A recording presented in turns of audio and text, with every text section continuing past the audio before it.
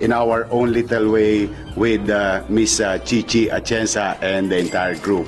Your Honor, sorry, sabi ni Mayor Honey Lacuna, wala na raw pong magbabalik sa Manila. What can you say about that? Peace be with you. Any comment and any message to... Ano message to Mayor Honey po, Lacuna? Hayaan ko na lang ang taong bayan sa Maynila ang sumagot. Sir, but are you in good terms with her? Oh yes, okay naman. Alam mo, siyempre naman, kami sa grupo namin, ipepresenta lang namin yung mga nagawa natin at pwede pang gawin. Particularly sa Tondo, now, with all, again, if I may repeat it, we're really proud of Ernix. You know, Ernix used to be my counselor, then yung father niya nakasama ko, then siya nung binigyan namin ng pagkakataon na ikaw naman ang mag-congress para naman mabago naman yung image ng Tondo na mayroong mga magagaling na congressman na nire-represent ang Tondo. And it did happen. Salamat sa mga kababayan namin sa Tondo na bigyan ng chance si Ernix Junicio despite na sa murang edad.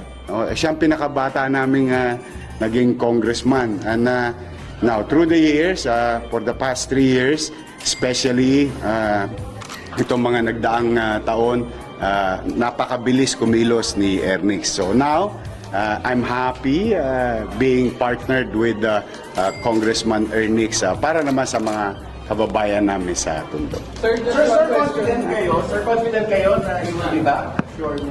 I'll see you soon. Basta I'll see you soon. I want this moment dedicated, Chichi and I showing up here to show our full support for Ernix Junicio as re-electionist for Congress in District 1. Sir, sorry just a question kasi medyo Sure. curious yung mix-up sa Action Democratic. You have Mocha Uson and then on the other side... Nagsumpa na si Councilor Mocha Uson sa Action Democratic. Pero sir, yung medyo interesting yung makeup. Dating magkakaaway, si Senator Cayano. Alam mo, pagod na ang tao sa mga away-away. Nakita nyo naman na even na Senator Trillanes, nagsama-sama namin yung mga magkakagalit. Ayaw nyo ba yun? Na magkaroon ng kapanatagan ang taong bayan at saka makapamili na lang talaga.